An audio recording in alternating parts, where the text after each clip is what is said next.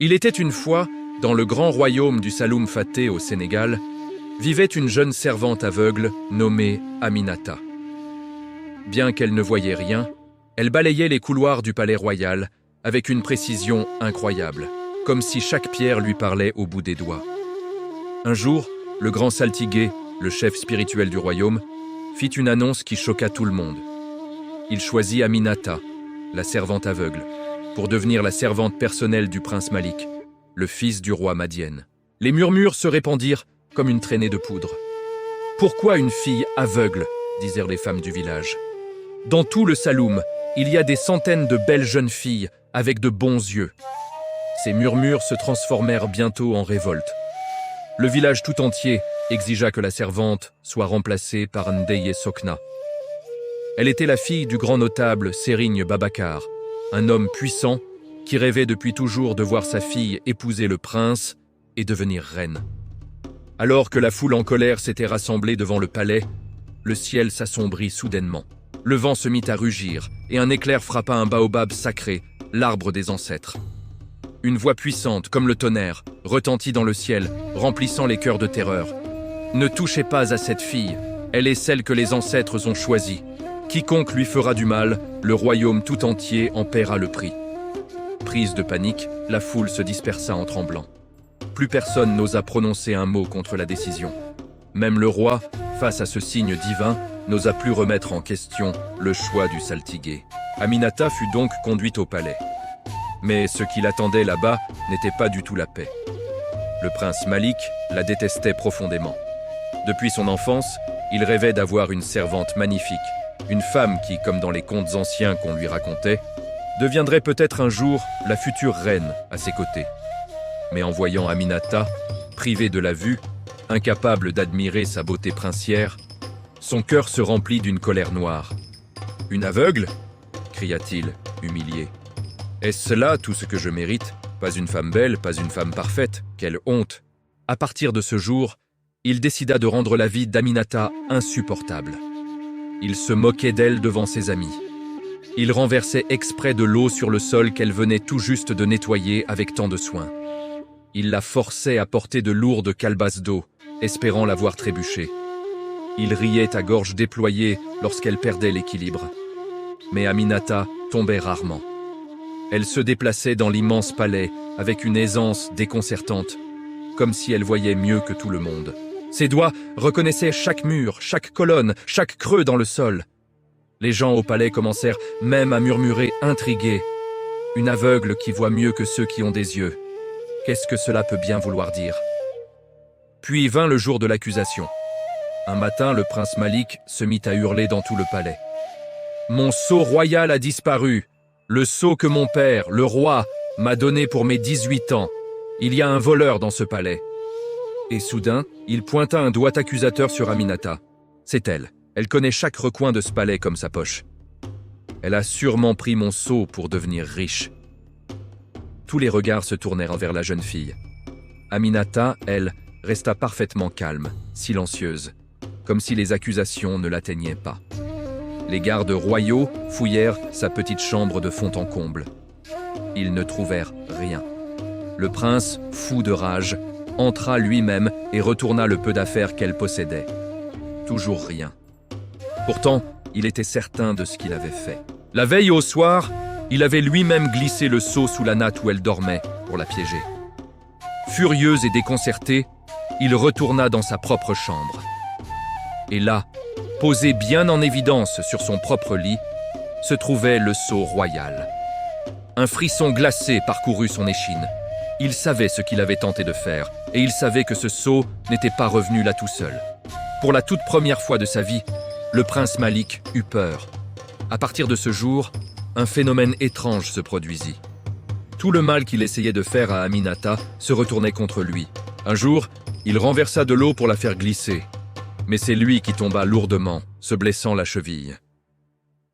Une autre fois, il mit des fourmis sur sa natte pour la piquer durant son sommeil. Mais c'est son propre lit qui fut envahi par les insectes.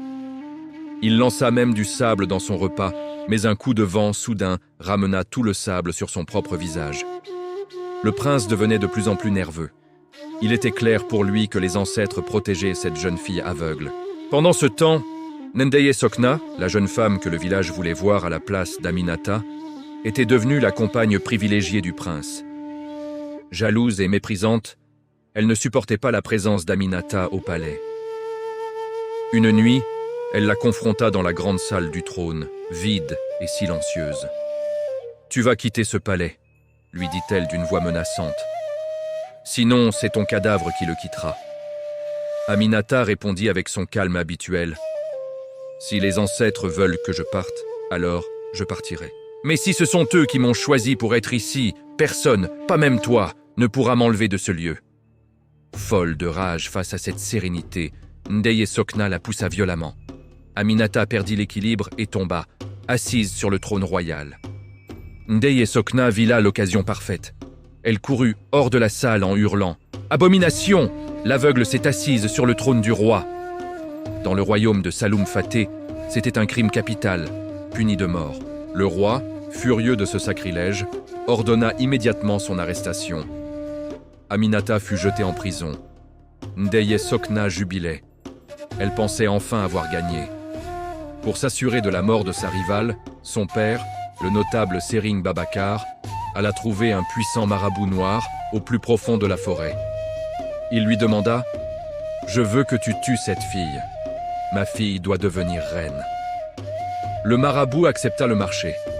Mais les plans des hommes ne pèsent pas lourd face à la volonté du destin. Cette nuit-là même, une cloche funèbre résonna dans tout le royaume. Le roi Madienne est mort.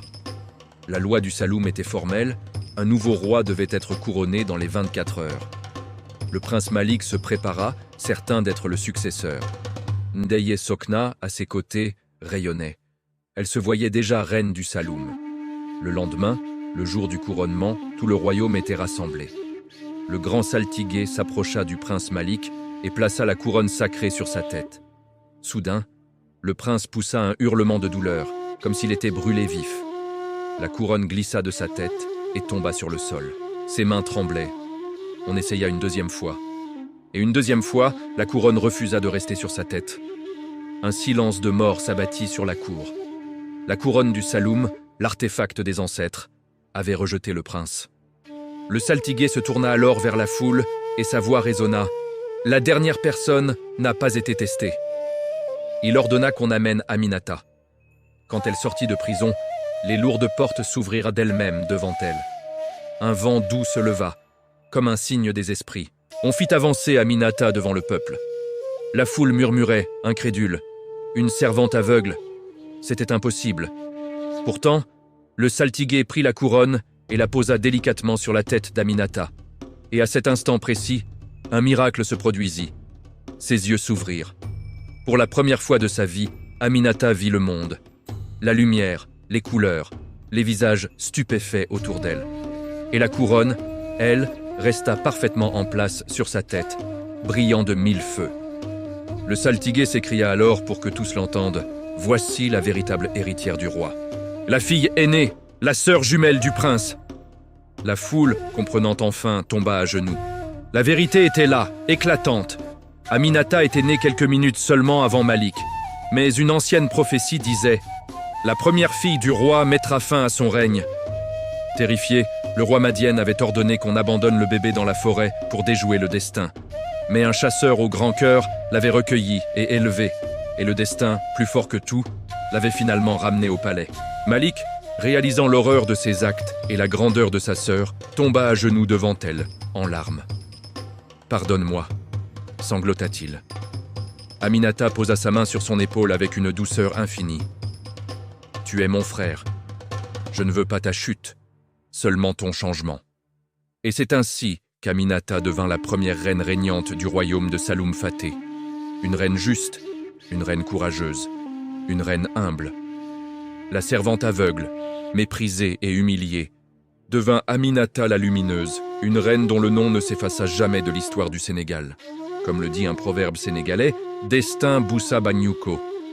On ne peut pas fuir son destin, et n'oubliez jamais, ne méprisez personne, car la pierre que l'on rejette devient parfois la pierre maîtresse de l'édifice. Merci d'avoir écouté cette histoire. Si elle vous a plu, n'hésitez pas à vous abonner pour découvrir d'autres trésors de la culture africaine. À très bientôt.